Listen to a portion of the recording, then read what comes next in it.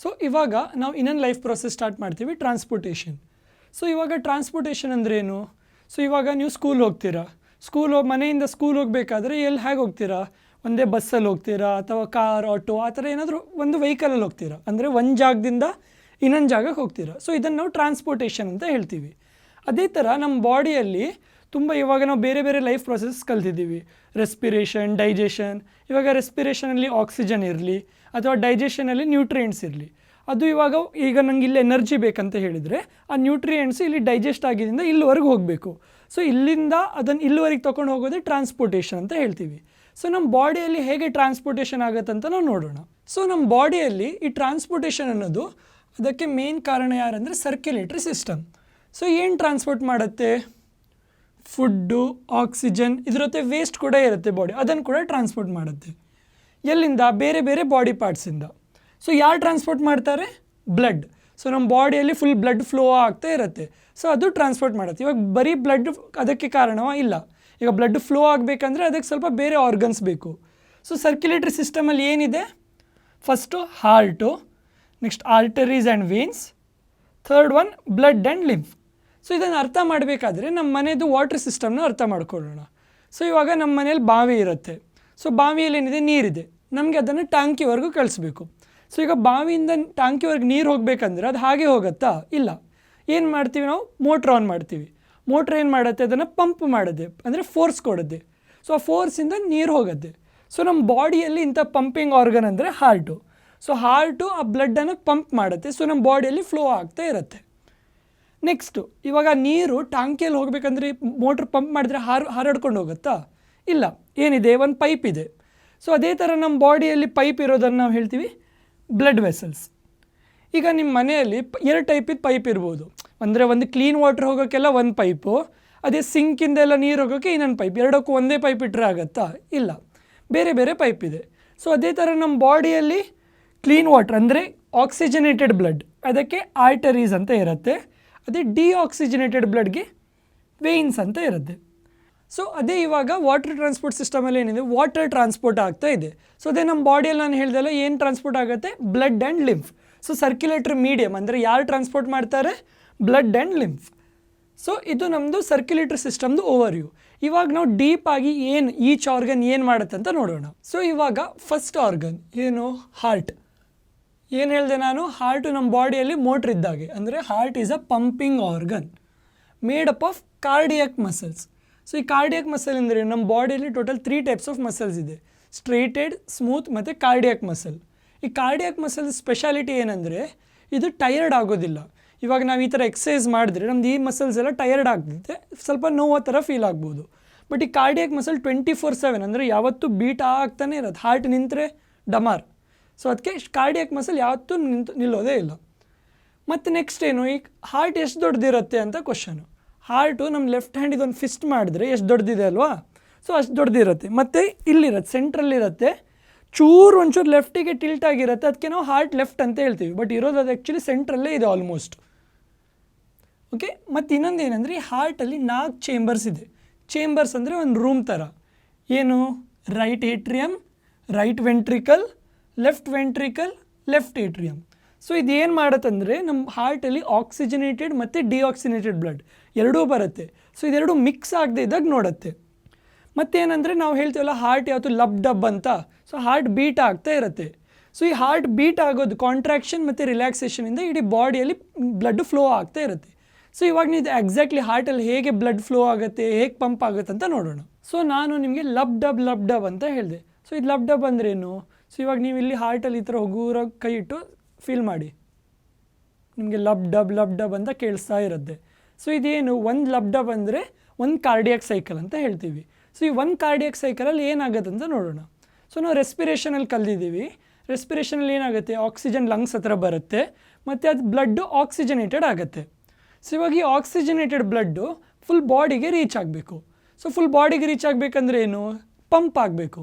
ಅಂದರೆ ಇವಾಗ ನಮ್ಮ ಬಾವಿಯಲ್ಲಿ ನೀರಿದೆ, ಟ್ಯಾಂಕಿ ಹತ್ರ ಹೋಗಬೇಕಂದ್ರೆ ಮೋಟ್ರ್ ಆನ್ ಮಾಡಬೇಕು. ಅದೇ ಥರ ಈ ಬ್ಲಡ್ಡು ಹಾರ್ಟ್ ಹತ್ರ ಹೋಗಿ ಫುಲ್ ಬಾಡಿಗೆ ಪಂಪ್ ಆಗುತ್ತೆ. ಸೊ ಏನಾಗುತ್ತೆ ಅಂತ ನೋಡೋಣ. ಸೊ ನಮ್ಮ ಹಾರ್ಟಲ್ಲಿ ಫಸ್ಟ್ ಹಾರ್ಟಿದು ಪಾರ್ಟ್ಸ್ ಅಂತ ಕಲಿಯೋಣ. ಸೊ ಇವಾಗ ಲಬ್ ಆಯಿತು, ನೆಕ್ಸ್ಟ್ ಡಬ್ ಅಂದರೆ second half of cardiac cycle. So ಏನಾಗುತ್ತೆ? ಈ ರೈಟ್ ವೆಂಟ್ರಿಕಲ್ ಕಾಂಟ್ರಾಕ್ಟ್ ಆಗುತ್ತೆ. ಕಾಂಟ್ರಾಕ್ಟ್ ಆದಾಗ ಪುನಃ ಬ್ಲಡ್ ಇಲ್ಲಿಂದ ಹೋಗುತ್ತೆ. ಏನಿಲ್ಲಿ ಪಲ್ಮನರಿ ಆರ್ಟರೀಸ್. ಸೊ ಪಲ್ಮನರಿ ಆರ್ಟರೀಸಿಂದ ಬ್ಲಡ್ ಹೊರಗಡೆ ಹೋಗುತ್ತೆ. ಎಲ್ಲಿ ಹೋಗುತ್ತೆ? ಲಂಗ್ಸ್ ಹತ್ರ ಹೋಗುತ್ತೆ. ಪುನಃ ಅದೇ ನೆನ್ಪಿಟ್ಕೋಬೇಕು, ಇಲ್ಲಿ ವಾಲ್ಸ್ ಅಂತ ಇಲ್ಲೂ ಕೂಡ ಇದೆ. ಸೊ ಇಲ್ಲಿ ಪುನಃ ಕಾಂಟ್ರಾಕ್ಟ್ ಆದಾಗ ಪುನಃ ಈ ಕಡೆ ಹೋಗೋದಿಲ್ಲ, ಡೈರೆಕ್ಟ್ ಇಲ್ಲಿಂದನೇ ಹೋಗುತ್ತೆ. ಸೊ ಇದು ಕಾರ್ಡಿಯಾಕ್ ಸೈಕಲ್. ಅಂದರೆ ಒಂದು ಸೈಕಲಲ್ಲಿ ಬ್ಲಡ್ 2 ಸತಿ, ಇದು ಒಂದು ಸತಿ ಆಕ್ಸಿಜನೇಟೆಡ್ ಇನ್ನೊಂದು ಸತಿ ಡಿಆಕ್ಸಿಜನೇಟೆಡ್ ಅಂತ ಅಲ್ಲ. ಒಂದು ಲಬ್ ಬಂದಾಗ ಇಲ್ಲಿ 2 ಕಡೆ ಬರುತ್ತೆ ಬ್ಲಡ್ಡು. ನೆಕ್ಸ್ಟು ಡಬ್ ಬಂದಾಗ ಈ ಥರ ಹೋಗಿ 2 ಕಡೆಯಿಂದ ಹೋಗುತ್ತೆ. ಸೊ ಇದು ನಾವು ಏನು ಅರ್ಥ ಮಾಡ್ಕೋಬೇಕಂದ್ರೆ 4 ಚೇಂಬರ್ ಅರೇಂಜ್ಮೆಂಟಿಂದ ಈ ಆಕ್ಸಿಜನೇಟೆಡ್ ಮತ್ತು ಡಿಆಕ್ಸಿಜನೇಟೆಡ್ ಬ್ಲಡ್ಡು ಮಿಕ್ಸ್ ಆಗೋದಿಲ್ಲ. ಸೊ ಇದೇ ಸ್ಪೆಷಾಲಿಟಿ, ನಮ್ಮ ಹ್ಯೂಮನ್ಸಲ್ಲಿ 4 ಚೇಂಬರ್ಡ್ ಹಾರ್ಟ್ ಇರುತ್ತೆ. ಸೊ ಇದರಿಂದ ಎಫಿಷಿಯೆಂಟಾಗಿ ಆಕ್ಸಿಜನ್ ಯುಟಿಲೈಸ್ ಆಗುತ್ತೆ. ಸೊ ನಾವು ಏನು ಕಲಿದ್ವಿ ಇವಾಗ ಹಾರ್ಟ್ ಬಗ್ಗೆ, ಸೊ ಅದನ್ನು ಪುನಃ ಒಂದು ಸತಿ ನೋಡೋಣ. ಸೊ ಬಾಡಿಯಲ್ಲಿ ಡಿಆಕ್ಸಿಜನೇಟೆಡ್ ಬ್ಲಡ್ ಇರುತ್ತೆ. ಪುನಃ ಬ್ಲೂವಲ್ಲಿ ರೆಪ್ರೆಸೆಂಟ್ ಮಾಡ್ತಿದ್ದೀವಿ ಡಿಆಕ್ಸಿಜನೇಟೆಡ್ ಬ್ಲಡ್. ಅದು ವೀನಾ ಕಾವಾ, ಅಂದರೆ ಇಲ್ಲಿಂದ ರೈಟ್ ಏಟ್ರಿಯಮ್ ಹತ್ರ ಬರುತ್ತೆ. ಮತ್ತು ರೈಟ್ ಏಟ್ರಿಯಮ್ ಇನಿಷಿಯಲಿ ರಿಲ್ಯಾಕ್ಸ್ ಸ್ಟೇಟಲ್ಲಿ ಇರುತ್ತೆ. Next first half of cardiac cycle ಅಂದರೆ ಲಬ್, ಅಂದರೆ ರೈಟ್ ಏಟ್ರಿಯಮ್ ಕಾಂಟ್ರಾಕ್ಟ್ ಆಗುತ್ತೆ.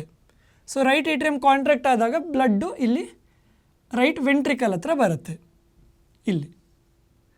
ನೆಕ್ಸ್ಟ್ ಏನಾಗುತ್ತೆ? ರೈಟ್ ವೆಂಟ್ರಿಕಲ್ ಕಾಂಟ್ರಾಕ್ಟ್ ಆಗುತ್ತೆ.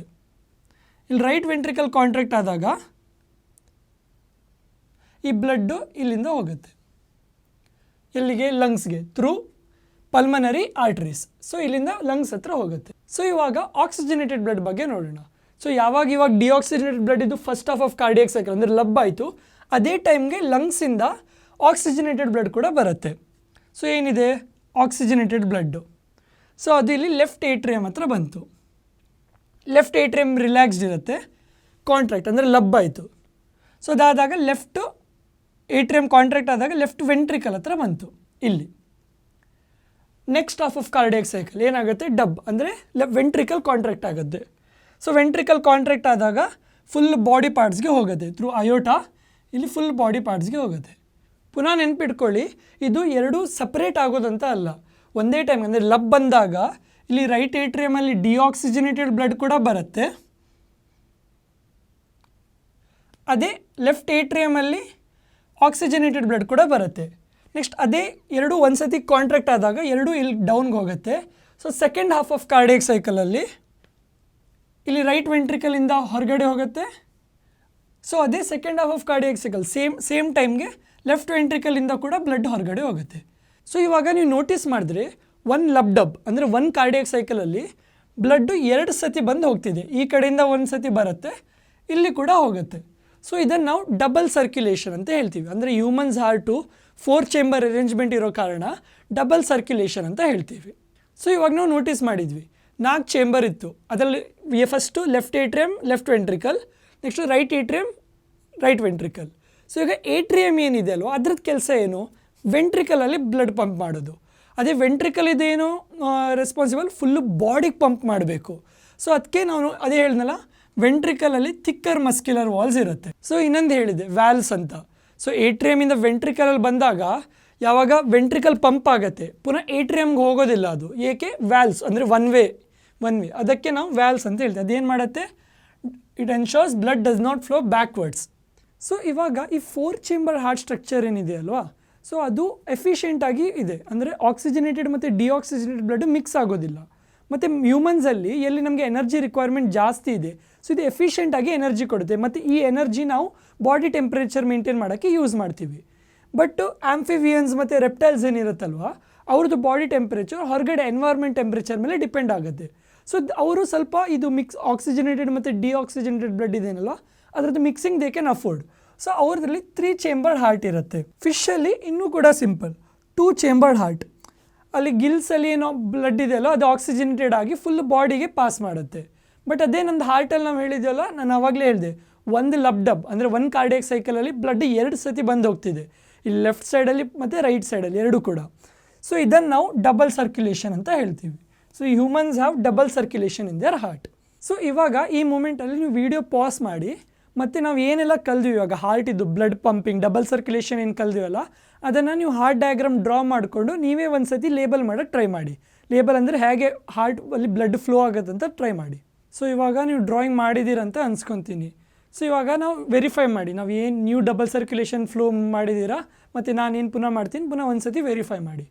So first deoxygenated blood side ನೋಡೋಣ. First half of cardiac cycle lub ಏನಾಗುತ್ತೆ, ಡಿಆಕ್ಸಿಜನೇಟೆಡ್ ಬ್ಲಡ್ ಬರುತ್ತೆ. ಇಲ್ಲಿ ಅಪ್ಪರ್ ವೀನಾ ಕಾವ ಮತ್ತು ಲೋವರ್ ವೀನಾ ಕಾವಿಂದ ಎಲ್ಲಿ ಬರುತ್ತೆ, ಇಲ್ಲಿ ಏನಿದು ರೈಟ್ ಏಟ್ರಿಯಮ್. ಸೊ ಇದು ಇಲ್ಲಿ ಫಸ್ಟಲ್ಲಿ. Next first half of cardiac ಸೈಕಲಲ್ಲಿ ಇದು ಏಟ್ರಿಯಮು ಕಾಂಟ್ರಾಕ್ಟ್ ಆಗುತ್ತೆ. ಸೊ ಏನಾಗುತ್ತೆ, ಬ್ಲಡ್ ಇಲ್ಲಿ ಬರುತ್ತೆ. ಸೊ ಇಲ್ಲಿ ಬಂತು. Next second half of cardiac cycle dub. So ಏನಾಗುತ್ತೆ, ಇಲ್ಲಿಂದ ಪುನಃ ಈ ಥರ ಫ್ಲೋ ಆಗೋದಿಲ್ಲ, ಯಾಕೆ ವಾಲ್ಸ್ ಇದೆ. ಸೊ ಇಲ್ಲಿಂದ ಫ್ಲೋ ಆಗುತ್ತೆ. ಏನಿದು ಪಲ್ಮನರಿ ಆರ್ಟರೀಸ್. ಸೊ ಎಲ್ಲಿ ಹೋಗುತ್ತಿದ್ದು, ಟು ಲಂಗ್ಸ್. ಯಾಕೆ, ಆಕ್ಸಿಜನೇಟ್ ಆಗೋಕ್ಕೆ. ಸೊ ಇದೇ ಟೈಮಲ್ಲಿ ಲಬ್ ಡಬ್ಬಲ್ಲಿ ಇಲ್ಲಿ ಆಕ್ಸಿಜನೇಟೆಡ್ ಬ್ಲಡ್ ಸೈಡಲ್ಲಿ ಏನಾಗುತ್ತೆ ಅಂತ ನೋಡೋಣ.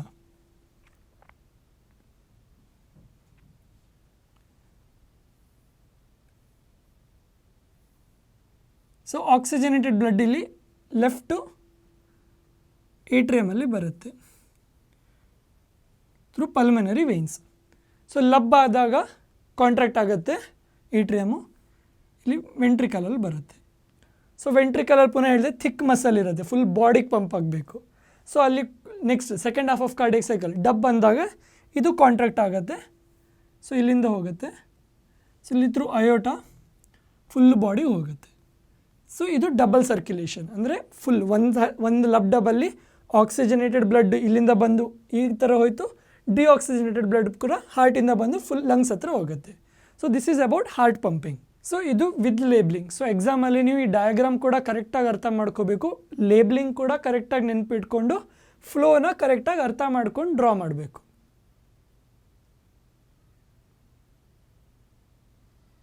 ಸೊ ಇವಾಗ ನಾವು ಹಾರ್ಟ್ ಬಗ್ಗೆ ಕಲಿದ್ವಿ. Heart pumping organ, very important, circulatory ಸಿಸ್ಟಮ್ಗೆ ಇಂಪಾರ್ಟೆಂಟ್. ಬಟ್ ಇವಾಗ ಬರೀ ಪಂಪ್ ಮಾಡಿದ್ರೆ ಸಾಕಾ, ಫ್ಲೋ ಕೂಡ ಆಗಬೇಕಲ್ವ ಬ್ಲಡ್ಡು. ಸೊ ಇವಾಗ ನಮ್ಮ ವಾಟರ್ ಸಿಸ್ಟಮಲ್ಲಿ ವಾಟರ್ ಹೇಗೆ ಫ್ಲೋ ಆಗುತ್ತೆ, ಪೈಪಿಂದ ಫ್ಲೋ ಆಗುತ್ತೆ. ಅದೇ ನಮ್ಮ ಬಾಡಿಯಲ್ಲಿ ಏನಿದೆ ಆ ಪೈಪ್ಗೆ ಆ ಥರ ಬ್ಲಡ್ ವೆಸಲ್ಸ್ ಇರುತ್ತೆ. ಅದೇ ನಾನು ಹೇಳಿದೆ, ವಾಟರ್ ಸಿಸ್ಟಮಲ್ಲಿ 2 ಟೈಪ್ ಪೈಪ್ ಇರುತ್ತೆ, ಕ್ಲೀನ್ ವಾಟ್ರಿಗೆ ಒಂದು ಮತ್ತು ಇನ್ನೊಂದು ಕೊಳಕು ವಾಟ್ರಿಗೆ ಇನ್ನೊಂದೊಂದು. ಸೊ ಅದೇ ನಮ್ಮ ಬಾಡಿಯಲ್ಲಿ ಆಕ್ಸಿಜನೇಟೆಡ್ ಬ್ಲಡ್ಗೆ 1 ಟೈಪ್ ಬ್ಲಡ್ ವೆಸಲ್ ಇದೆ, ಡಿಆಕ್ಸಿಜನೇಟೆಡ್ಗೆ ಇನ್ನೊಂದು ಟೈಪ್ ಬ್ಲಡ್ ವೆಸಲ್ ಇದೆ. ಸೊ ಫಸ್ಟ್ ಒನ್ ನೋಡೋಣ, ಆರ್ಟರೀಸ್. ಸೊ ಏನಿದೆ arteries, it is thick ವಾಲ್ಡ್ blood vessel which carry oxygenated blood. So ಪುನಃ ನೋಡಿ, ನಾನು ಆಕ್ಸಿಜನೇಟೆಡ್ ಬ್ಲಡ್ಗೆ ರೆಡ್ ಕಲರ್ ಅಂತ ಯೂಸ್ ಮಾಡ್ತಾ ಇದ್ದೀನಿ. ಸೊ ಇದು ಆಕ್ಸಿಜನೇಟೆಡ್ ಬ್ಲಡ್ ಎಲ್ಲಿಗೆ ಕ್ಯಾರಿ ಮಾಡುತ್ತೆ, ಎಲ್ಲಿರುತ್ತೆ, ಲಂಗ್ಸಿಂದ ಹಾರ್ಟಿಗೆ ಬಂದಿರುತ್ತೆ. ಸೊ ಹಾರ್ಟಿಂದ ಫುಲ್ ಎಲ್ಲೆಲ್ಲ ಆರ್ಗನ್ಸ್ ಇದೆ ಅಲ್ಲಿ ಹೋಗಬೇಕು. So from heart to different organs. But ಒಂದು ಎಕ್ಸೆಪ್ಷನ್ ಇದೆ. ಎಕ್ಸೆಪ್ಷನ್ ಅಂದ್ರೇನು, ಒಂದು ಸಪ್ರೇಟ್ ಕೇಸ್, ಅಂದರೆ ಒಂದು ಬೇರೆ ಕೇಸ್ ಇದೆ. ಏನು, ಇವಾಗ ನೀವು ನಾನು ಪಾಸ್ ಮಾಡಿ ಡ್ರಾ ಮಾಡಿ ಅಂತ ಹೇಳಿದೆ ಅಲ್ವಾ. ಸೊ ಅಲ್ಲಿ ಲೇಬ್ಲಿಂಗ್ ನೋಡಿ, ನೀವು ಲೇಬ್ಲಿಂಗ್ ನೋಡಿದ್ರೆ ಪಲ್ಮನರಿ ಆರ್ಟರಿ ಅಂತ ಹೇಳಿದ್ವಿ. ಬಟ್ ಈ ಪಲ್ಮನರಿ ಆರ್ಟರಿಯಲ್ಲಿ ಏನು ಹೋಗ್ತಿದೆ ನೋಡಿ, ಆ ಫ್ಲೋ ನೋಡ್ಕೊಡಿ, ಅಲ್ಲಿ ಡಿಆಕ್ಸಿಜನೇಟೆಡ್ ಬ್ಲಡ್ ಹೋಗ್ತಿದೆ. ಎಲ್ಲಿಂದ, ಹಾರ್ಟಿಂದ ಲಂಗ್ಸ್ಗೆ. ಸೊ ಇದು ಒಂದು separate case. Pulmonary arteries deoxygenated blood carry ಮಾಡುತ್ತೆ. ಸೊ ನಮ್ಮ ಬಾಡಿಯಲ್ಲಿ ತುಂಬ ಆರ್ಟರೀಸ್ ಇದೆ, ಎಲ್ಲೆಲ್ಲೆಲ್ಲ ಆಕ್ಸಿಜನೇಟೆಡ್ ಬ್ಲಡ್ ಫ್ಲೋ ಆಗ್ತಿದೆ ಅದೆಲ್ಲ ಆರ್ಟರೀಸ್. ಬಟ್ ಇದು ಪಲ್ಮನರಿ ಆರ್ಟರಿ ಒಂದಿದೆ ಅಲ್ವ, ಅದೊಂದು ಸಪ್ರೇಟ್ ಕೇಸ್, ಎಕ್ಸೆಪ್ಷನ್ ಅಂತ ಹೇಳ್ತೀವಿ. ಹಾರ್ಟ್ ಹತ್ರ ಇರುತ್ತೆ. So it carries deoxygenated blood from heart to lungs. So ಇವಾಗ ನೆಕ್ಸ್ಟ್ ಒನ್ ನೋಡೋಣ, ವೇನ್ಸ್. ಸೊ ಇವಾಗ ಆರ್ಟರೀಸ್ ಥಿಕ್ ವಾಲ್ಡ್ ಅಂತ ಇತ್ತು. ಸೊ ಈ veins are thin walled blood vessel. ಏನು ಕ್ಯಾರಿ ಮಾಡುತ್ತೆ, ಡಿಆಕ್ಸಿಜನೇಟೆಡ್ ಬ್ಲಡ್. ಎಲ್ಲಿಂದ, ಇವಾಗ ಹಾರ್ಟಿಂದ ಆಕ್ಸಿಜನೇಟೆಡ್ ಬ್ಲಡ್ ಹೋಯಿತು, ಆರ್ಗನ್ಸೆಲ್ಲ ಆಕ್ಸಿಜನೇಟೆಡ್ ಬ್ಲಡ್ ಯುಟಿಲೈಸ್ ಆಯಿತು. ಸೊ ಇವಾಗ ಆರ್ಗನ್ಸ್ ಹತ್ರ ಡಿಆಕ್ಸಿಜನೇಟೆಡ್ ಬ್ಲಡ್ ಇದೆ. ಸೊ ಅಲ್ಲಿಂದ ಹಾರ್ಟಿಗೆ ಬರುತ್ತೆ, ಹಾರ್ಟಿಂದ ಆಮೇಲೆ ಲಂಗ್ಸ್ಗೆ ಹೋಗುತ್ತೆ. ಸೊ ಈ deoxygenated blood from different organs to the heart, ಬೇರೆ ಬೇರೆ ಆರ್ಗನಿಂದ ಹಾರ್ಟಿಗೆ ಕ್ಯಾರಿ ಮಾಡುತ್ತೆ. ಪುನಃ ನಮ್ಮ ಬಾಡಿಯಲ್ಲಿ ತುಂಬ ವೇನ್ಸ್ ಇದೆ, ಎಲ್ಲೆಲ್ಲ ಡಿಆಕ್ಸಿಜನೇಟೆಡ್ ಬ್ಲಡ್ ಹಾರ್ಟಿಗೆ ಫ್ಲೋ ಆಗ್ತಿದೆ, ಅದಕ್ಕೆಲ್ಲ ವೇನ್ಸ್ ಅಂತ ಹೇಳ್ತೀವಿ. ಇಲ್ಲಿ ಕೂಡ ಒಂದು ಎಕ್ಸೆಪ್ಷನ್ ಇದೆ. ಪುನಃ ಆ ಡಯಾಗ್ರಾಮನ್ನು ನೋಡಿ, ನಾವು ಲೇಬಲ್ ಮಾಡ್ತಿರುವಾಗ ಪಲ್ಮನರಿ ವೇನ್ಸ್ ಅಂತ ಇದೆ. ಸೊ ಈ pulmonary veins carry oxygenated blood from lungs to heart. So ಎಲ್ಲ ವೇನ್ಸು ಡಿಆಕ್ಸಿಜನೇಟೆಡ್ ಬ್ಲಡ್ ಕ್ಯಾರಿ ಮಾಡುತ್ತೆ. ಬಟ್ ಈ ಒಂದು ಎಕ್ಸೆಪ್ಷನ್ ಏನು, ಪಲ್ಮನರಿ ವೇನ್ಸ್ ಏನು ಮಾಡುತ್ತೆ, ಆಕ್ಸಿಜನೇಟೆಡ್ ಬ್ಲಡ್ ಏನಿರುತ್ತಲ್ಲ ಅದು ಲಂಗ್ಸಿಂದ ಹಾರ್ಟ್ಗೆ ಕ್ಯಾರಿ ಮಾಡುತ್ತೆ. So this is about arteries and veins. 4ನೇದು ಕ್ಯಾಪಿಲರೀಸ್. ಸೊ ಈ ಕ್ಯಾಪಿಲರೀಸ್ ಅಂದರೆ ನಾವು ಸುಮಾರು ಸತಿ ನಾವು ಹೇಳ್ತಾ ಇದ್ದೀವಿ, ರೆಸ್ಪಿರೇಷನಲ್ಲಿ ಕೂಡ ಹೇಳಿದ್ದೆ. ಸೊ ಏನಿದು, it is a smallest vessels, ತುಂಬ ಥಿನ್ ಆಗಿರುತ್ತೆ. It is 1 cell thick. So ಇಲ್ಲಿ ಎಕ್ಸಾಕ್ಟ್ಲಿ ಏನು ಎಕ್ಸ್ಚೇಂಜ್ ಟೇಕ್ಸ್ ಪ್ಲೇಸ್ ಅಲ್ವೋ ಅದು ಇಲ್ಲಿ ಈ ಕ್ಯಾಪಿಲರೀಸ್ ಬ್ಲಡ್ ಸರೌಂಡಿಂಗಲ್ಲಿ ಎಕ್ಸ್ಚೇಂಜ್ ಟೇಕ್ಸ್ ಪ್ಲೇಸ್ ಆಗಿದೆ, ಯಾಕೆಂದರೆ ತುಂಬ ಥಿನ್ ವಾಲ್ ಇರುತ್ತೆ. ಸೊ ನೆಕ್ಸ್ಟ್ ಏನು, ಬ್ಲಡ್. ವಾಟರ್ ಸಿಸ್ಟಮಲ್ಲಿ ಇಡೀ ಇಷ್ಟವರೆಗೆ ನಾವು ಫ್ಲೋ ಅಂತ ಹೇಳ್ತಿದ್ದೀವಿ. ವಾಟರ್ ಸಿಸ್ಟಮಲ್ಲಿ ಏನು ಫ್ಲೋ ಆಗುತ್ತೆ, ವಾಟರ್. ಅದೇ ನಮ್ಮ ಬಾಡಿಯಲ್ಲಿ ಏನು ಫ್ಲೋ ಆಗ್ತಾ ಇದೆ, ಬ್ಲಡ್ ಫ್ಲೋ ಆಗ್ತಾ ಇದೆ. ಸೊ ಈ ಬ್ಲಡ್ ಬಂದುಬಿಟ್ಟು it contains 3 component, plasma, blood cells ಮತ್ತು ಪ್ಲೇಟ್ಲೆಟ್ಸ್. ಸೊ ಈ ಬ್ಲಡ್ ಅಂದರೆ ಈ 3 ಕಾಂಪೊನೆಂಟ್ ಸೇರಿಬಿಟ್ಟು ನಾವು ಬ್ಲಡ್ ಅಂತ ಹೇಳ್ತೀವಿ. ಸೊ ಈ ಡೀಟೇಲ್ ಆಗಿ ಇದು ಪ್ಲಾಸ್ಮಾ, ಬ್ಲಡ್ ಸೆಲ್ ಮತ್ತು ಪ್ಲೇಟ್ಲೆಟ್ಸ್ ಏನಂತ ನೋಡೋಣ. ಸೊ ಇವಾಗ ಫಸ್ಟ್ ಒನ್ ಪ್ಲಾಸ್ಮಾ. ಏನಿದು ಪ್ಲಾಸ್ಮಾ ಅಂದರೆ, it is a pale coloured liquid, mostly composed of water. ಅಂದರೆ ಒಂದು ಪೇಲ್ ಡಲ್ಲಿಶ್ ಕಲರ್ ಇರುತ್ತೆ, ಜಾಸ್ತಿ ಅಂಶ ವಾಟರ್. ಎಷ್ಟು, 90% ವಾಟರ್, 10% ಆರ್ಗ್ಯಾನಿಕ್ ಸಬ್ಸ್ಟೆನ್ಸಸ್ ಇರುತ್ತೆ ಅದರಲ್ಲಿ. ನೆಕ್ಸ್ಟ್ ಒನ್ RBCs ಅಂದರೆ ರೆಡ್ ಬ್ಲಡ್ ಸೆಲ್. ಸೊ ಈ ರೆಡ್ ಬ್ಲಡ್ ಸೆಲ್ಲು ರೆಡ್ ಕಲರಲ್ಲಿ ಇರುತ್ತೆ. ಯಾಕೆ ರೆಡ್ ಕಲರ್ ಇರುತ್ತೆ, ನಾವು ಮುಂಚೆನೂ ಡಿಸ್ಕಸ್ ಮಾಡಿದ್ವಿ. ಬ್ಲಡ್ ರೆಡ್ ಕಲರ್ ಇರುತ್ತೆ ಯಾಕಂದರೆ because of a pigment called haemoglobin. ಈ ಹೀಮೋಗ್ಲೋಬಿನಿಂದ ಬ್ಲಡ್ ರೆಡ್ ಕಲರ್ ಇರುತ್ತೆ. ಮತ್ತು ಹೀಮೋಗ್ಲೋಬಿನ್ ಯೂಸ್ ಏನು, ನಾವು ಮೊದಲೇ ನೋಡಿದ್ದೀವಿ, ಟ್ಯಾಕ್ಸಿ ಇದ್ದಾಗೆ, ಒಂಥರ ಆಕ್ಸಿಜನ್ ಟ್ರಾನ್ಸ್ಪೋರ್ಟ್ಗೆ ಟ್ಯಾಕ್ಸಿ ಇದ್ದಾಗೆ. So transport of oxygen to all parts happens through haemoglobin. ಮೂರನೇದು WBCs. RBCs ಅಂದರೆ ರೆಡ್ ಬ್ಲಡ್ ಸೆಲ್, WBCs ಅಂದರೆ ವೈಟ್ ಬ್ಲಡ್ ಸೆಲ್. ಸೊ ಈ WBCs ಏನಿರುತ್ತೆ, ಒಂದು ಪೇಲ್ ವೈಟ್ ಕಲರ್. ಸೊ ಒಂದು ಪೇಲ್ ವೈಟ್ ಕಲರ್ ಇರುತ್ತೆ. ಮತ್ತು ಯಾಕೆ ಇಂಪಾರ್ಟೆಂಟ್ ಅಂದರೆ it fights against antibodies and plays an important role in immunity. ಅಂದರೆ ನಮ್ಮದು ಏನಾದರೂ ಡಿಸೀಸ್ ಅಗೇನ್ಸ್ಟ್ ಫೈಟ್ ಮಾಡೋಕ್ಕೆ ನಮ್ಮ ಪವರ್ ಇರುತ್ತಲ್ವ, ಅದು WBCಸಿಂದ ಬರೋದು. ಸೊ ನಾವು ವ್ಯಾಕ್ಸಿನ್ ಅದೆಲ್ಲ ಕೇಳಿದೆಲ್ಲ, ಅದೆಲ್ಲ WBCs ಮೆಕ್ಯಾನಿಸಮ್ ಮೇಲೆ ವರ್ಕ್ ಆಗೋದು. ಸೊ ಇವಾಗ 4ನೇದು ಪ್ಲೇಟ್ಲೆಟ್ಸ್. ಸೊ ಇದು ತುಂಬ ಇಂಪಾರ್ಟೆಂಟ್. ಎಲ್ಲಿ ಹೆಲ್ಪ್ ಆಗುತ್ತೆ ಅಂದರೆ it is responsible for blood coagulation or blood clotting. So ಇವಾಗ ನಾವು ಓಡ್ತಾ ಇದ್ವಿ, ಬಿದ್ವಿ, ಗಾಯ ಆಯಿತು, ರಕ್ತ ಬರೋಕ್ಕೆ ಸ್ಟಾರ್ಟ್ ಆಗುತ್ತೆ. ಅಥವಾ ಏನಾದರೂ ಬ್ಲೇಡ್ ತಾಕ್ತು, ಏನಾದರೂ ರಕ್ತ ಬರೋಕ್ಕೆ ಸ್ಟಾರ್ಟ್ ಆದಾಗ ಅದು ಫ್ಲೋ ಆಗ್ತಾನೆ ಇರುತ್ತೆ ರಕ್ತ, ಇಲ್ಲ ಸ್ವಲ್ಪ ಹೊತ್ತಾದ್ಮೇಲೆ ಸ್ಟಾಪ್ ಆಗುತ್ತೆ. ಹೇಗೆ ಸ್ಟಾಪ್ ಆಗುತ್ತೆ, ಆ ಗಾಯದ ಮೇಲೆ ಒಂಥರ ಬ್ರೌನ್ ಕಲರ್ ಮೆಶ್ ಥರ ಕ್ರಿಯೇಟ್ ಆಗುತ್ತೆ, ಅಂದರೆ ಗಟ್ಟಿ ಆಗುತ್ತೆ. ಸೊ ಇದಕ್ಕೆ ಕಾರಣ ಪ್ಲೇಟ್ಲೆಟ್ಸ್. ಸೊ ಏನು ಮಾಡುತ್ತೆ ಅಂದರೆ it is a blood coagulation help ಆಗುತ್ತೆ and it is defence mechanism which prevents excess loss of blood. So ಇದಿಲ್ಲ ಅಂದರೆ ನಿಮ್ಮ ಗಾಯ ಆದಮೇಲೆ ಬ್ಲಡ್ ಫ್ಲೋ ಆಗ್ತಾನೆ ಇರುತ್ತೆ. ಸೊ ಪ್ಲೇಟ್ಲೆಟ್ಸ್ ಕಾರಣದಿಂದ ಅದು ಫ್ಲೋ ಆಗೋದು, ಎಕ್ಸೆಸ್ ಲಾಸ್ ಆಗೋದು ಕಡಿಮೆ ಆಗುತ್ತೆ. ಸೊ ಇಂಜುರಿ ಆದಾಗ ಅಲ್ಲೆಲ್ಲ ಹೆಲ್ಪ್ ಆಗುತ್ತೆ. ಸೊ ಸಮರೈಸ್ ಮಾಡಬೇಕಾದ್ರೆ ಒಂದು ಬ್ಲಡ್ ಇದ್ದರೆ ಇದರಲ್ಲಿ ವೈಟ್ ಬ್ಲಡ್ ಸೆಲ್ಸ್, ಪ್ಲೇಟ್ಲೆಟ್ಸ್ ಮತ್ತು red blood cells. So this is all about blood. So ಇವಾಗ ನೆಕ್ಸ್ಟ್ ಒನ್ನು ಲಿಂಫ್. ಸೊ ಇದು ಲಿಂಫ್ ಅಂದ್ರೇನು, ಅದು ಒಂದು ಯೆಲ್ಲೋಯಿಶ್ ಫ್ಲೂಯಿಡು. ಸೊ ಇದು ಇಂಟರ್ಸೆಲ್ಯುಲರ್ ಸ್ಪೇಸಸಲ್ಲಿ ಇರುತ್ತೆ. ಸೊ ಸೆಲ್ಸಲ್ಲಿ ಸೆಲ್ಸ್ ಒಳಗೇನು ಸ್ಪೇಸ್ ಇರುತ್ತಲ್ವ, ಅಲ್ಲಿ ಇಂಟರ್ಸೆಲ್ಯುಲರ್ ಸ್ಪೇಸ್ ಅಂತ ಹೇಳ್ತೀವಿ. ಸೊ ಅಲ್ಲಿರುತ್ತೆ. ಸೊ ಏನಿರುತ್ತೆ ಇದು, it contains less proteins than blood. ಬ್ಲಡ್ಡಿಗೆ ಕಂಪೇರ್ ಮಾಡಿದ್ರೆ ಪ್ರೋಟೀನ್ ಸ್ವಲ್ಪ ಕಡಿಮೆ ಇರುತ್ತೆ. ಸೊ ಆಲ್ಮೋಸ್ಟ್ ಬ್ಲಡ್ ಥರನೇ ಸೇಮ್ ಇರುತ್ತೆ ಲಿಂಫು, ಬಟ್ ಲಿಂಫಲ್ಲಿ RBCs ಇರೋದಿಲ್ಲ. RBCs are absent in lymph. So ಏನಾಗುತ್ತೆ, ಇದು ಕೂಡ ಟ್ರಾನ್ಸ್ಪೋರ್ಟೇಷನ್ಗೆ ಅಸಿಸ್ಟ್ ಮಾಡುತ್ತೆ. ಹಾಗೆ ಬ್ಲಡ್ ಅಸಿಸ್ಟ್ ಮಾಡುತ್ತೆ, ಅದೇ ಥರ ಲಿಂಫ್ ಅಸಿಸ್ಟ್ ಮಾಡಿದೆ. It flows from tissues to the heart, assisting in transportation and destroying germs. So germs destroy ಮಾಡೋಕ್ಕೆ ಕೂಡ ಲಿಂಫ್ ಹೆಲ್ಪ್ ಮಾಡುತ್ತೆ. ಇನ್ನೇನು ಮಾಡುತ್ತೆ, ಇನ್ ಡೈಜೆಸ್ಟೆಡ್ ಮತ್ತು ಅಬ್ಸಾರ್ಬ್ಡ್ ಫ್ಯಾಟ್ ಇರುತ್ತಲ್ವ, ಸ್ಮಾಲ್ ಇಂಟೆಸ್ಟೈನಲ್ಲಿ ಅಬ್ಸಾರ್ಬ್ ಫ್ಯಾಟ್ ಇರುತ್ತಲ್ವ ಇಂಟೆಸ್ಟೈನಲ್ಲಿ, ಅದನ್ನು ಅಬ್ಸಾರ್ಬ್ ಮಾಡುತ್ತೆ, ಅದನ್ನು ಕ್ಯಾರಿ ಮಾಡುತ್ತೆ. Next it drains excess fluid from the extra cellular space. ಅಂದರೆ ನಾವು ಎಕ್ಸ್ಟ್ರಾ ಸೆಲ್ಯುಲರ್ ಅಂದರೆ ಸೆಲ್ಸ್ ಹೊರಗಡೆ ಏನಾದರೂ ಎಕ್ಸ್ಟ್ರಾ ಫ್ಲೂಯಿಡ್ ಇದ್ದರೆ ಅದನ್ನು ಡ್ರೈನ್ ಮಾಡಿಕೊಂಡು ಬ್ಲಡ್ಡಲ್ಲಿ ಪುನಃ ಟ್ರಾನ್ಸ್ಪೋರ್ಟ್ ಮಾಡುತ್ತೆ. ಸೊ ಇದು ಲಿಂಫ್, ಇದು ಫಂಕ್ಷನ್ಸ್. ಸೊ ಇವಾಗ ಬ್ಲಡ್ ಬಗ್ಗೆ ಎಷ್ಟು ಅರ್ಥ ಮಾಡ್ಕೊಂಡ್ಮೇಲೆ ನಮ್ಗೆ ಗೊತ್ತಿರಬೇಕು ಬ್ಲಡ್ ಎಷ್ಟು ಇಂಪಾರ್ಟೆಂಟ್ ಅಂತ. ಅಂದರೆ ಫುಲ್ ಬಾಡಿಯಲ್ಲಿ ಫ್ಲೋ ಆಗೋದೇ ಬ್ಲಡ್ಡು. ಸೊ ಇವಾಗ ಈ ಒಂದು ಕಾನ್ಸೆಪ್ಟ್ ಬರುತ್ತೆ ಬ್ಲಡ್ ಪ್ರೆಷರ್ ಅಂತ. ಸೊ ಏನಿದು ಬ್ಲಡ್ ಪ್ರೆಷರ್ ಅಂದರೆ, ಸೊ ಬ್ಲಡ್ ಪ್ರೆಷರ್ ಅಂದರೆ ಈ ಬ್ಲಡ್ಡು ನಮ್ಮ ವೆಸಲ್ಸ್ ವಾಲಲ್ಲಿ ಎಷ್ಟು ಪ್ರೆಷರ್ ಎಕ್ಸರ್ಟ್ ಮಾಡುತ್ತಲ್ವ, ಸೊ ಅದನ್ನು ಬ್ಲಡ್ ಪ್ರೆಷರ್ ಅಂತ ಹೇಳ್ತೀವಿ. ಸೊ ಅದಕ್ಕೆ ನಾವು ಇದನ್ನು ಯಾವುದು ಕಂಟ್ರೋಲಲ್ಲಿ ಇಡಬೇಕು. ಈ ಕಂಟ್ರೋಲ್ ಇಡೋಕ್ಕೆ ನಾವು ಇದನ್ನು ಚೆಕ್ ಮಾಡ್ತಾ ಇರಬೇಕು. ಸೊ ಚೆಕ್ ಮಾಡೋಕ್ಕೆ ಏನು ಡಿವೈಸ್ ಯೂಸ್ ಮಾಡ್ತಾರಲ್ಲ ಡಾಕ್ಟ್ರು, ಅದಕ್ಕೆ ನಾವು ಸ್ಪಿಗ್ಮೋ ಮ್ಯಾನೋಮೀಟ್ರ್ ಅಂತ ಹೇಳ್ತೀವಿ. ಸೊ ಈ ಡಿವೈಸಿಂದ ನಮಗೆ ನಮ್ಮ ಬ್ಲಡ್ ಪ್ರೆಷರ್ ಎಷ್ಟು ಅಂತ ಗೊತ್ತಾಗುತ್ತೆ. ಗೊತ್ತಾದಮೇಲೆ ನಾವು ಅದನ್ನು ಕಂಟ್ರೋಲಲ್ಲಿ ಇಡೋಕ್ಕೆ ನಮ್ಮ ಲೈಫ್ ಸ್ಟೈಲಲ್ಲಿ ಚೇಂಜಸ್ ಮಾಡ್ಬೋದು. ಸೊ ಇದ್ರ ಬಗ್ಗೆ ನಿಮ್ಗೆ ಇನ್ನೂ ಇನ್ಫಾರ್ಮೇಷನ್ ಬೇಕಂದರೆ ನಿಮ್ಮ ಟೆಕ್ಸ್ಟ್ ಬುಕ್ಕನ್ನು ನೋಡ್ಬೋದು ಅಥವಾ ಆನ್ಲೈನ್ ಕೂಡ ನೀವು ಸರ್ಚ್ ಮಾಡ್ಬೋದು. ಸೊ ಇವಾಗ ನಾವು ಟ್ರಾನ್ಸ್ಪೋರ್ಟೇಷನ್ ಇನ್ ಆ್ಯನಿಮಲ್ಸ್ ನೋಡಿದ್ದೀವಿ. ಬಟ್ ಇವಾಗ ಪ್ಲಾಂಟ್ಸಲ್ಲಿ ಕೂಡ ಏನು ನ್ಯೂಟ್ರಿಯೆಂಟ್ಸ್ ಪ್ರೊಡ್ಯೂಸ್ ಆಗುತ್ತೆ ಅದು ಪ್ಲಾಂಟ್ಸ್ ಇದು ಬೇರೆ ಬೇರೆ ಪಾರ್ಟ್ಸಿಗೆ ಫ್ಲೋ ಆಗಬೇಕು. ಸೊ ಇವಾಗ ನಾವು ಟ್ರಾನ್ಸ್ಪೋರ್ಟೇಷನ್ ಇನ್ ಪ್ಲಾಂಟ್ಸ್ ನೋಡೋಣ. ಸೊ ಪ್ಲಾಂಟ್ಸಲ್ಲಿ ಸ್ಪೆಷಲೈಸ್ಡ್ ವ್ಯಾಸ್ಕ್ಯುಲರ್ ಟಿಶ್ಯೂಸ್ ಇರುತ್ತೆ. ಸೊ ಇದು 2 ಟೈಪ್ಸ್ ಟಿಶ್ಯೂ ಇರುತ್ತೆ ವ್ಯಾಸ್ಕ್ಯುಲರ್ ಟಿಶ್ಯೂಸಲ್ಲಿ, ಝೈಲಮ್ ಮತ್ತು ಫ್ಲೋಯಮ್ ಅಂತ. ಸೊ ಈ ಝೈಲಮ್ ಏನಿದೆ ಅಲ್ವಾ, it is mainly responsible for water and minerals. ಅಂದರೆ ವಾಟರ್ ಮತ್ತು ಮಿನರಲ್ ಟ್ರಾನ್ಸ್ಪೋರ್ಟ್ ಮಾಡೋಕ್ಕೆ ಝೈಲಮ್ ಯೂಸ್ ಮಾಡುತ್ತೆ. ಬಟ್ ಈ ಮೂವ್ ಮಾಡೋಕ್ಕೆ ಏನು ಎನರ್ಜಿ ಯೂಸ್ ಮಾಡ್ಕೊಳ್ಳೋದಿಲ್ಲ. So it is no energy is used in this process. So water ಮತ್ತು ಮಿನರಲ್ಸ್ ಅನ್ನು ಟ್ರಾನ್ಸ್ಪೋರ್ಟ್ ಮಾಡೋಕ್ಕೆ ಝೈಲಮ್ ರಿಕ್ವೈರ್ಸ್ ನೋ ಎನರ್ಜಿ. ಅದೇ phloem it is responsible for transportation of food. So ಈಗ but ಈ food transport ಮಾಡಬೇಕಾದ್ರೆ it uses energy. ಏನು energy ಅಂದರೆ it is in the form of ATP. So energy from ATP is used in this process. So xylem for water, phloem for food. Xylem requires no energy, ಅದೇ phloem requires ATP. ಅದೇ ಇಲ್ಲಿ ನಿಮ್ಗೆ confuse ಆದರೆ so ನೀವು ಏನು ನೆನ್ಪಿಟ್ಕೋಬೋದು ಅಂದರೆ phloem food ಆ ಥರ. Phloem for food, xylem for water and minerals. So ಇವಾಗ ನಮ್ಮ ಹ್ಯೂಮನ್ ಬಾಡಿಯಲ್ಲಿ ಒಂದು ಸರ್ಕ್ಯುಲೇಟರಿ ಸಿಸ್ಟಮ್ ಇದೆ.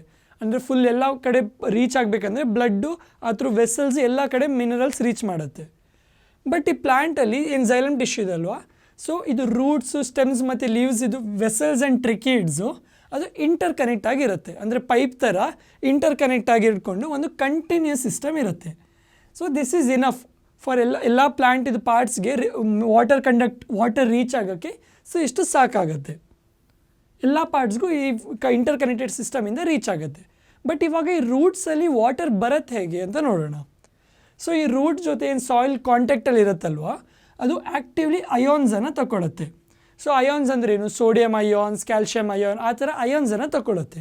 ಸೊ ಇವಾಗ ಇಲ್ಲಿ ಒಂದು ರೂಟ್ ಇದೆ ಅಂತ ಇಮ್ಯಾಜಿನ್ ಮಾಡೋಣ. ಸೊ ಈ ರೂಟು ಸಾಯಿಲ್ ಜೊತೆ ಕಾಂಟ್ಯಾಕ್ಟಲ್ಲಿ ಇದೆ. ಸೊ ಈ ರೂಟ್ಸ್ ಏನು ಮಾಡುತ್ತೆ ಅಂದರೆ ಅಯಾನ್ಸನ್ನು ತಗೊಳುತ್ತೆ. ಸೊ ರೂಟ್ಸ್ ಒಳಗೆ ಅಯಾನ್ಸ್ ಬಂತು. ಸೊ ಆವಾಗ ಏನಾಗುತ್ತೆ, ರೂಟ್ಸಲ್ಲಿ ಅಯಾನ್ ಕಾನ್ಸಂಟ್ರೇಷನ್ ಜಾಸ್ತಿ ಆಗಿದೆ. ಅದರ ಪಕ್ಕ ಸಾಯಿಲ್ ಕಂಪೇರ್ ಮಾಡಿದ್ರೆ ರೂಟ್ಸಲ್ಲಿ ಅಯಾನ್ಸ್ ಕಾನ್ಸಂಟ್ರೇಷನ್ ಜಾಸ್ತಿ ಆಗಿರುತ್ತೆ. ಸೊ ಇವಾಗ ಈ ಡಿಫ್ರೆನ್ಸನ್ನು ಎಲಿಮಿನೇಟ್ ಮಾಡೋಕ್ಕೆ ರೂಟ್ಸು ವಾಟರ್ ಕೂಡ ಅಬ್ಸಾರ್ಬ್ ಮಾಡೋದು, ಅಂದರೆ ವಾಟ್ರು ಕೂಡ ರೂಟ್ ಒಳಗೆ ಹೋಗುತ್ತೆ ಥ್ರೂ ಡಿಫ್ಯೂಷನ್. ಸೊ ಆವಾಗ ಅದು ಎಲಿಮಿನೇಟ್ ಆಗುತ್ತೆ. ಸೊ ಇಷ್ಟು ಕಂಟಿನ್ಯೂಸ್ ಆಗಿ ವಾಟರ್ ತೊಗೊಂಡಾಗ it creates a column of water being steadily pushed. ಅಂದರೆ ಈ ವಾಟರ್ ಇಲ್ಲಿ ಏನಿರುತ್ತಲ್ವ ಅದು ಕೂಡ ಒಳಗಡೆ ಹೋಗಿ ಈ ಡಿಫ್ರೆನ್ಸಸ್ನ ಎಲಿಮಿನೇಟ್ ಮಾಡುತ್ತೆ. ಸೊ ಈ ಥರ ವಾಟರ್ ಕೂಡ ರೂಟ್ಸ್ ಒಳಗೆ ಎಂಟರ್ ಆಗುತ್ತೆ ಮತ್ತು ಥ್ರೂ ಈ ಕಂಟಿನ್ಯೂಸ್ ಸಿಸ್ಟಮ್ ಅದು ಫ್ಲೋ ಆಗುತ್ತೆ, ಎಲ್ಲ ಪ್ಲ್ಯಾಂಟ್ ಪಾರ್ಟ್ಗೆ ರೀಚ್ ಆಗ್ತಾ ಇರುತ್ತೆ. ಸೊ ನಾವು ಇವಾಗ ಅರ್ಥ ಮಾಡ್ಕೊಂಡು ವಾಟರ್ ಹೇಗೆ ಎಂಟರ್ ಆಗುತ್ತಂತ. ಸೊ ಈ ರೂಟ್ಸಲ್ಲಿ ಏನು ಈ ಪ್ರೆಷರಲ್ಲಿ ಏನು ವಾಟರ್ ಒಳಗೆ ಬರುತ್ತಲ್ವ, ಇಷ್ಟೇ ಪ್ರೆಷರ್ ಸಾಕಾಗೋದಿಲ್ಲ. ಎಲ್ಲ ಪ್ಲಾಂಟ್ಸಿದು ಪಾರ್ಟ್ಸ್ಗೆ ವಾಟರ್ ರೀಚ್ ಆಗೋಕ್ಕೆ ಇಷ್ಟು ಪ್ರೆಷರ್ ಸಾಕಾಗೋದಿಲ್ಲ. ಸೊ ಇವಾಗ ಟಾಲ್ ಪ್ಲ್ಯಾಂಟ್ಸ್ ಏನಿರುತ್ತಲ್ವ ಅಲ್ಲಿ ಈ ಇಷ್ಟು ಪ್ರೆಷರ್ ಸಾಕಾಗೋದಿಲ್ಲ. ಅಂದರೆ ವಾಟರ್ ಏನು ಪ್ರೆಷರಲ್ಲಿ ರೂಟ್ಸಲ್ಲಿ ಬಂತಲ್ವ ಆ ಪ್ರೆಷರು ಅಲ್ಲಿವರೆಗೆ ವಾಟರ್ ರೀಚ್ ಆಗೋಕ್ಕೆ ಸಾಕಾಗೋದಿಲ್ಲ. ಸೊ ಆ ಕೇಸಲ್ಲಿ ಏನಾಗುತ್ತೆ ಅಂದರೆ ಆ ಟಾಪ್ ಇರೋ ಲೀವ್ಸಲ್ಲೆಲ್ಲ ಇವಾಪ್ರೇಷನ್ ಆಗುತ್ತೆ. ಇವಾಪ್ರೇಷನ್ ಅಂದ್ರೇನು, ಅಲ್ಲಿ ವಾಟರ್ ಲಾಸ್ ಆಗುತ್ತೆ. ಸೊ ಅಲ್ಲಿ ವಾಟರ್ ಲಾಸ್ ಆದರೆ ಅಲ್ಲೊಂದು ಪ್ರೆಷರ್ ಡಿಫ್ರೆನ್ಸ್ ಕ್ರಿಯೇಟ್ ಆಗುತ್ತೆ. ಸೊ ಪ್ರೆಷರ್ ಡಿಫ್ರೆನ್ಸ್ ಕ್ರಿಯೇಟ್ ಆದರೆ ಸಕ್ಷನ್ ಕ್ರಿಯೇಟ್ ಆಗುತ್ತೆ. ಸೊ ಈ ಸಕ್ಷನಿಂದ ಈ ರೂಟ್ಸ್ ಇದು ಏನು ಝೈಲಮ್ ಸೆಲ್ಸ್ ಇದೆ ಅಲ್ವಾ ಅಲ್ಲಿಂದ ವಾಟರ್ ಅದನ್ನ ಪುಲ್ ಮಾಡುತ್ತೆ. So this loss of water in the form of vapour, ಅಂದರೆ ಏನು ವಾಟರ್ ಲೂಸ್ ಆಯ್ತಲ್ವಾ ಇದನ್ನು ನಾವು ಟ್ರಾನ್ಸ್ಪಿರೇಷನ್ ಅಂತ ಹೇಳ್ತೀವಿ. ಸೊ ಈ ಟ್ರಾನ್ಸ್ಪಿರೇಷನ್ದು 2 ಫಂಕ್ಷನ್ ಇದೆ. ಸೊ ಫಸ್ಟ್ ಫಂಕ್ಷನ್ ನಾವು ನೋಡಿದ್ವಿ, absorption and upward movement of water and the minerals creating a pull. So ಅದೇ ಹೇಳಿದಲ್ಲ, ಆ ಟ್ರಾನ್ಸ್ಪಿರೇಷನ್ ಆದರೆ ಅದು ಪುಲ್ ಕ್ರಿಯೇಟ್ ಮಾಡುತ್ತೆ. ಸೊ ಸೆಕೆಂಡ್ ಏನಂದರೆ helps in temperature regulation in plants. So ನಾವು ಹ್ಯೂಮನ್ಸಲ್ಲಿ ಕೂಡ ನೋಡ್ಬೋದು, ನಾವು ಸ್ವೆಟ್ ಆಗ್ತೀವಲ್ವಾ, ಸ್ವೆಟ್ ಆದಮೇಲೆ ಏನಾಗುತ್ತೆ, ಆ ವಾಟರು ಇವಾಪ್ರೇಟ್ ಆದರೆ ಕೂಲ್ ಥರ ಫೀಲ್ ಆಗುತ್ತೆ. ಸೊ ಪ್ಲ್ಯಾಂಟಲ್ಲಿ ಕೂಡ ಅದೇ ಟೆಂಪ್ರೇಚರ್ ರೆಗ್ಯುಲೇಟ್ ಮಾಡೋಕ್ಕೆ ಟ್ರಾನ್ಸ್ಪಿರೇಷನ್ ಹೆಲ್ಪ್ ಮಾಡುತ್ತೆ. ಸೊ ಯಾಗಿದೆ ಇವಾಪರೇಟ್ ಆಗುತ್ತೆ, ಸೊ ಪ್ಲ್ಯಾಂಟ್ ಕೂಡ ಕೂಲ್ ಆಗುತ್ತೆ. So this is how transpiration helps. So ಇಷ್ಟು ತನಕ ನಾವು ಟ್ರಾನ್ಸ್ಪೋರ್ಟೇಷನ್ ಆಫ್ ವಾಟರ್ ನೋಡಿದ್ವಿ, ಝೈಲಮಲ್ಲಿ ಹೇಗೆ ವಾಟರ್ ಟ್ರಾನ್ಸ್ಪೋರ್ಟ್ ಆಗೋದಂತ. ಸೊ ಇವಾಗ ಫುಡ್ ಹೇಗೆ ಟ್ರಾನ್ಸ್ಪೋರ್ಟ್ ಆಗುತ್ತೆ, ಸೊ ಎಲ್ಲಾಗತ್ತೆ ಅಂತ ನಾವು ಹೇಳಿದ್ವಿ, ಫ್ಲೋಯಮ್ ಅಂತ. ಸೊ ಈ ಟ್ರಾನ್ಸ್ಪೋರ್ಟ್ ಆಫ್ ಸಾಲ್ಯುಬಲ್ ಪ್ರಾಡಕ್ಟ್ಸು ಏನು ಫೋಟೋಸಿಂಥಸಿಸಲ್ಲಿ ಪ್ರೊಡ್ಯೂಸ್ ಆಗುತ್ತಲ್ವಾ, ಸೊ ಇದನ್ನು ಟ್ರಾನ್ಸ್ಪೋರ್ಟ್ ಮಾಡೋದಕ್ಕೆ ನಾವು ಟ್ರಾನ್ಸ್ಲೊಕೇಶನ್ ಅಂತ ಹೇಳ್ತೀವಿ. And it occurs in phloem. So ಇದು ಬರೀ ಫೋಟೋಸಿಂಥಸಿಸ್ ಪ್ರಾಡಕ್ಟ್ ಬಿಟ್ಟು ಅಮಿನೋ ಆ್ಯಸಿಡ್ಸ್ ಮತ್ತು ಬೇರೆ ಸಬ್ಸ್ಟೆನ್ಸ್ ಇರುತ್ತಲ್ಲ ಅದು ಕೂಡ ಫ್ಲೋಯಮಲ್ಲಿ ಟ್ರಾನ್ಸ್ಪೋರ್ಟ್ ಆಗ್ತಾ ಇರುತ್ತೆ. ಮತ್ತು ಎಲ್ಲಿ ಟ್ರಾನ್ಸ್ಪೋರ್ಟ್ ಆಗುತ್ತೆ, ಡಿಫ್ರೆಂಟ್ ಸ್ಟೋರೇಜ್ ಆರ್ಗನ್ಸ್. ಎಲ್ಲಿ ಒಂದೇ ರೂಟ್ಸು ಇರ್ಬೋದು. ರೂಟ್ಸ್ ಏನಲ್ಲಿ ಕ್ಯಾರೆಟ್ ನಾವು ನೋಡ್ಬೋದು. So carrot is a root, so ಅಲ್ಲಿ ಟ್ರಾನ್ಸ್ಪೋರ್ಟ್ ಆಗುತ್ತೆ. ಅಥವಾ ಫ್ರೂಟ್ಸು, ಸೀಡ್ಸು ಅಥವಾ ಗ್ರೋಯಿಂಗ್ ಆರ್ಗನ್ಸ್. ಸೊ ಗ್ರೋಯಿಂಗ್ ಆರ್ಗನ್ಸಲ್ಲಿ ಕೂಡ ಅಲ್ಲಿ ಎನರ್ಜಿ ಹೋಗಬೇಕಲ್ವಾ, ಸೊ ಅಲ್ಲಿ ನ್ಯೂಟ್ರಿಯೆಂಟ್ಸ್ ಬೇಕು, ಸೊ ಅಲ್ಲಿ ಕೂಡ ಟ್ರಾನ್ಸ್ಪೋರ್ಟ್ ಆಗುತ್ತೆ. ಸೊ ಈ ಟ್ರಾನ್ಸ್ಲೊಕೇಶನ್ನು ಎಲ್ಲಾಗತ್ತೆ ಅಂತ ಹೇಳಿದ್ದೀನಿ, ಫ್ಲೋಯಮ್. ಸೊ ಈ ಫ್ಲೋಯಮಲ್ಲಿ ಸಿಯು ಟ್ಯೂಬ್ಸ್ ಮತ್ತು ಕಂಪ್ಯಾನಿಯನ್ ಸೆಲ್ಸ್ ಅಂತ ಇರುತ್ತೆ, ಎಕ್ಸಿಸ್ಟೆಂಟ್ ಕಂಪ್ಯಾನಿಯನ್ ಸೆಲ್ಸ್. ಸೊ ಇದರಲ್ಲಿ ಈ ಥರ ಟ್ರಾನ್ಸ್ಪೋರ್ಟ್ ಆಗ್ತಾ ಇರುತ್ತೆ, both upward and downward direction. ಇದು ಸಿ ಟ್ಯೂಬ್ ಅಂತ ಹೇಳ್ತೀವಿ, ಇದಕ್ಕೆ ಕಂಪ್ಯಾನಿಯನ್ ಸೆಲ್ಸ್ ಅಂತ ಹೇಳ್ತೀವಿ, ಸಪೋರ್ಟ್ ಕೊಡುತ್ತೆ. ಝೈಲಮಲ್ಲಿ ಈ ವಾಟರ್ ಟ್ರಾನ್ಸ್ಪೋರ್ಟ್ಗೆ ಎನರ್ಜಿ ಬೇಕಾಗಿರೋದಿಲ್ಲ, ಬಟ್ ಈ ಫ್ಲೋಯಮಲ್ಲಿ ಅದು ಮೂಮೆಂಟ್ ಬೇಕಾದರೆ it uses energy in the form of ATP. So phloem requires ATP. ಈ ಟ್ರಾನ್ಸ್ಲೊಕೇಶನ್ ಅಚೀವ್ ಮಾಡೋಕ್ಕೆ ಇಟ್ ರಿಕ್ವೈರ್ಸ್ ATP.